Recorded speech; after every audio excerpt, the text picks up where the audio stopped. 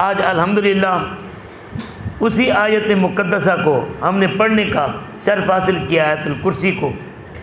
ये अल्लाह रब्बुल इज़्ज़त के अस्माए हुस्ना की जामे भी है और मेरे नबी सल्लल्लाहु अलैहि वसल्लम के फरमान के मुताबिक ये आयतों की सरदार भी है और मेरे करीम आका सल्लल्लाहु अलैहि वसल्लम के फरमान के मुताबिक ये आयतों में से सबसे बड़ी आयत भी है।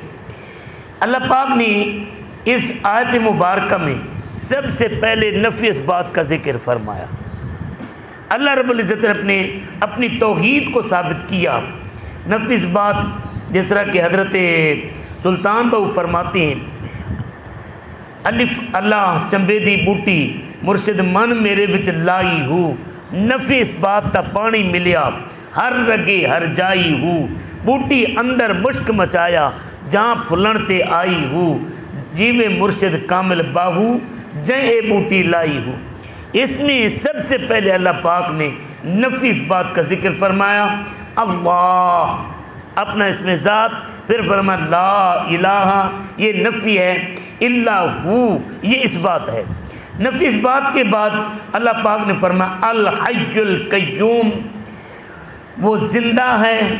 अब ज़िंदा कैसा ज़िंदा कि जिसने कभी मौत नहीं देखनी, जिसको कभी मौत नहीं आएगी। अब आप भी ज़िंदा हैं, अल्लाह भी ज़िंदा है, लेकिन ज़िंदगी में आप अल्लाह के मोहताज हैं और अल्लाह ज़िंदा है, ऐसा ज़िंदा कि जो किसी का मोहताज नहीं है।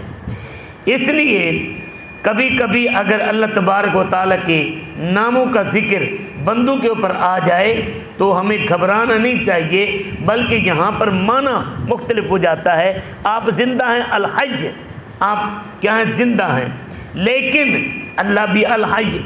अब आप भी हाय, अल्लाह भी हाय, आप ज़िंदगी में अल्लाह के मोहताज हैं और अल्लाह ज़िंदगियाँ बांटने वाला है, ज़िंदगियाँ बांटने वाला है। फिर इसके बाद फरमाया अल क़य्यूम, वो अपने वजूद में किसी का मोहताज नहीं और तुम अपने वजूद में उस मालिक के मोहताज हो।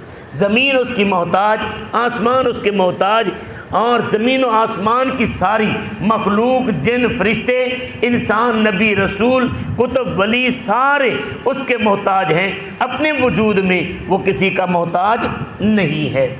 फिर इसके बाद फरमाया ला ताख़ुज़ुहु सिनतुन वला नौम, उसकी शान ये है उसे ना ऊँघ आती है ना नींद आती है। ये नक्स है, ये कमज़ोरी है। अगर आपको नींद ना आए तो ये आप अपने आप को कमज़ोर महसूस करते हैं, बीमार महसूस करते हैं, ऐब महसूस करते हैं। लेकिन अल्लाह के लिए ये ऐब है कि उसको नींद आए, अल्लाह के लिए ऐब है ये। जब आपके लिए जो कमज़ोरी है उसके लिए वो खूबी है, तो बताओ यह मुकाबला खालिक और मखलूक के दरमियान क्या हो गया। अगर फ़िरऔन भी बन जाए, शद्दाद भी बन जाए, हामान भी बन जाए, अगर नींद ना आए तो वो बीमार है, वो मरीज़ है, वो ऐबदार है। अल्लाह की खूबी ये है कि उसे नींद नहीं आती, ऊँघ भी नहीं आती। फिर फरमाया लहू मा फिस समावाति व मा फिल अर्द, वो ऐसी ज़ात है आसमानों के जो अंदर जो कुछ भी है, ज़मीनों के अंदर जो कुछ भी है, लहू ये उसी के लिए। अब ज़रा बताओ, क्या आप आसमान और ज़मीन के अंदर शामिल नहीं हैं? क्या फरिश्ते आसमान और ज़मीन के अंदर मखलूक में शामिल नहीं हैं? क्या नबी और वली सारे आसमान और ज़मीन के अंदर शामिल नहीं हैं?